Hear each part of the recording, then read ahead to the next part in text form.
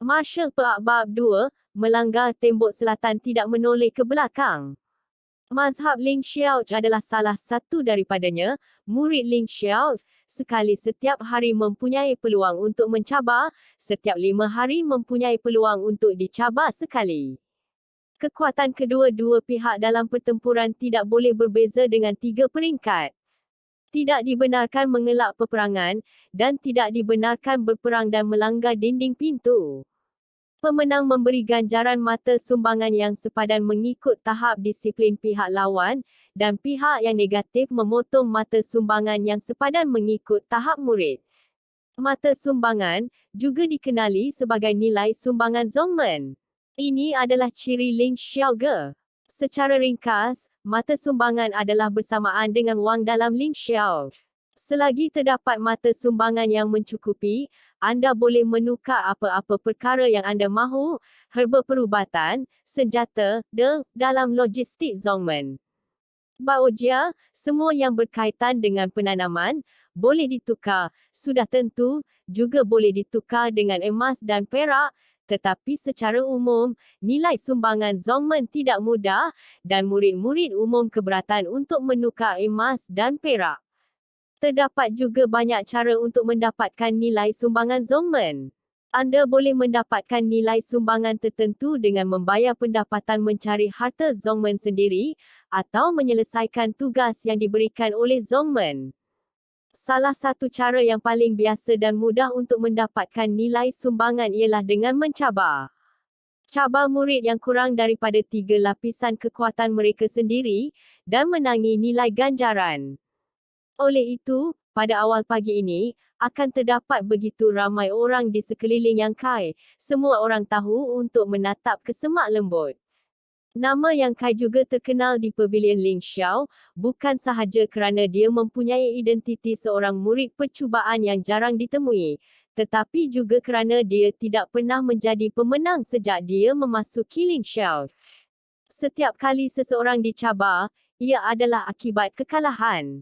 Seseorang secara semula jadi masih ingat apabila yang dicabar kali terakhir. Hari ini adalah hari kelima daripada kali terakhir. Mengikut peraturan, dia boleh mencabarnya lagi. Untuk sumbangan mudah ini, sesiapa yang tidak melihatnya, walaupun menang Yang Kai tidak menyumbang banyak, tetapi nyamuk kecil dan daging. Lebih-lebih lagi, ia akan mencabar murid Yang Kai, dan ia bukan orang kaya dan mulia. Mereka tidak akan terlalu kecil dalam sumbangan mereka. Di padang, Yang Kai dan Zhou Dingjun telah membuka poster, dan mereka menyanyi, "Tolong nasihatkan." Setelah berkata demikian, sesiapa sahaja tahu bahawa Yang Kai bebas daripada terkejut hari ini. Apabila suara itu jatuh, Yang Kai menyambar serangan itu terlebih dahulu, dan tubuh kurus dan kurus itu pecah dengan kuasa bertarung yang menakjubkan. Dia melangkah keluar dan membuat penumbuk ke dada Zhou Dingjun. Serangan itu mudah dan langsung, dan penumbuk itu hidup, seolah-olah kekuatan satu dituangkan ke dalamnya. Tinju ini adalah penumbuk panjang yang diusahakan oleh semua orang di bahagian bawah Ling Xiao. Kaedah tinju ini bukan esoterik. Ia hanya digunakan untuk memberi kekuatan fizikal kepada murid-murid. Pergerakannya secara semula jadi mudah. Zhou Dingjun tidak panik dan tersenyum. Itu kerana alamnya 2 tingkat lebih tinggi daripada Yang Kai. Tidak ada ketegangan dalam pertempuran ini. Apabila penumbuk Yang Kai hampir datang, dia seperti berjalan di udara, dan badannya yang tegap kelihatan agak pintar pada masa ini. Penumbuk itu menggosok pakaiannya dan memukulnya. Dia tidak menyakiti Zhou Dingjun. Tanpa menunggu yang membuka tinju, Zhou Dingjun sudah mencangkung di lengan Yang Kai, manakala lututnya terangkat sedikit, dan perut yang berada di tengah. Yang membuka kebosanan.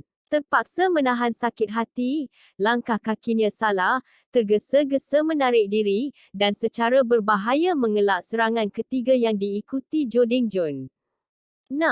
Zhou Dingjun terkejut. Dia tidak menyangka yang hanya saudara 3 peringkat ini akan mengharapkan musuh untuk mendahului dan tahu bagaimana dia akan menghadapinya dalam langkah seterusnya. Dia akan menjadi tidak teratur dengan rancangannya sendiri untuk mengalahkannya. Namun, kesilapan kecil ini tidak menjejaskan keadaan keseluruhan. Jo Ding-jun berfikir bahawa dia akan berpaling dan ingin mengikuti bayang-bayang. Dia mahu menghentikan nafas yang dan menamatkan pertempuran sepenuhnya. Saya tahu bahawa kaki depannya baru sahaja bergerak, dan Yang Kai, yang kembali, telah meluru lagi. Kedua-dua sosok itu menghampiri dengan pantas. Jo Ding-jun melihat peperangan yang pantang menyerah dan berfikiran tinggi di mata Yang Kai. Penumbuk Yang Kai digenggam dan ia adalah satu lagi tinju long. Aduh, hati Jo Ding-jun melompat dan mengetahui muslihat orang lain. Walaupun kekuatannya 2 lapisan lebih tinggi daripada abang ini, dia tidak boleh mengatakan bahawa pengalaman bertempur tidaklah sebaik mana. Tetapi bagaimana dengan meter tengah? Jo Ding-jun adalah Shen Ruiwan, tidak lagi mengelak, tetapi juga warna Cheng Kuan. Menyentuh 2 bisikan, Yang Kai Fai, bentuk badan Jo Ding-jun, masih berdiri, wajahnya agak bermaruah.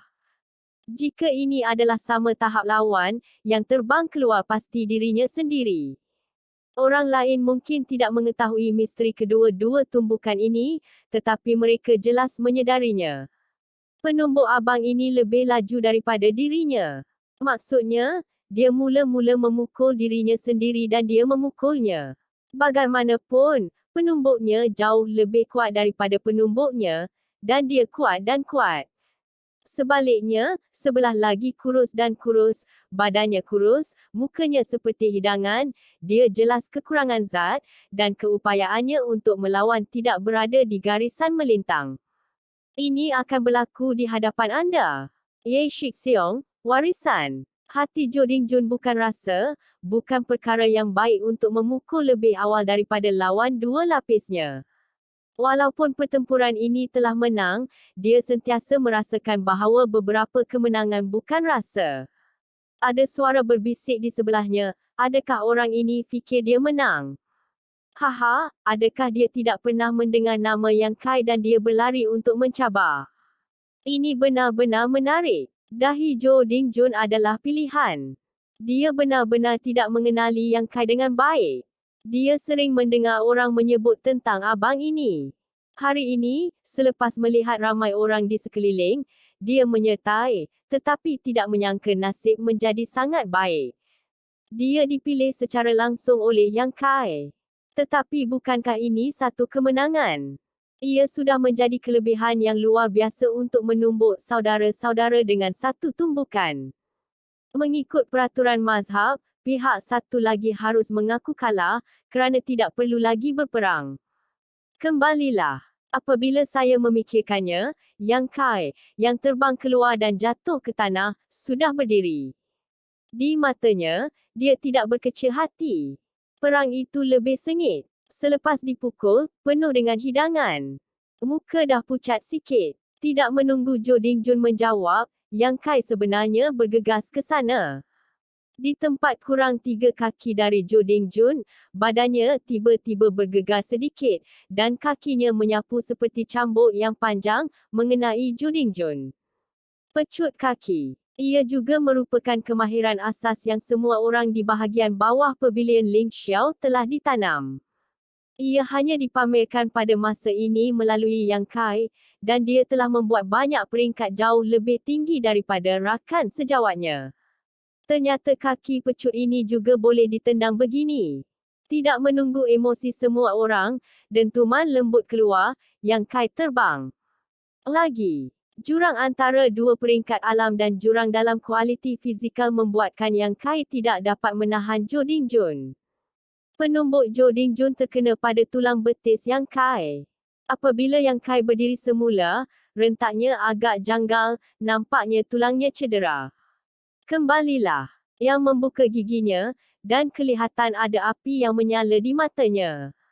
Sentuh. Yang Kai Fai. Kembalilah. Sentuh. Yang Kai terbang lagi. Sesetengah orang yang tidak tahan untuk menonton telah pergi lebih awal, dan sesetengah orang berasa malu yang kali ini ketabahan ini benar-benar tidak perlu dikatakan. Cabaran mana yang tidak mengejutkannya, dia tidak akan berputus asa. Kata-kata ini diperkenalkan ke telinga Jo Ding Jun. Dia tidak dapat menahan rasa pahit. Saya tidak sangka cabaran ini adalah lawan yang gila. Yang Kai ditendang keluar 7 atau 8 kali, pipinya bengkak, malah kelopak matanya hitam. Langkahnya tercengang. Ia kelihatan berangin dan turun, tetapi dia masih berdegil seperti meteorit. Dari tempat dia jatuh, dia memanjat dari situ. Jerit dan terus meluru ke hadapan. Berulang kali, Jo Ding Jun akhirnya berubah, "Kamu gila. Jangan mengaku kalah kepada orang mati."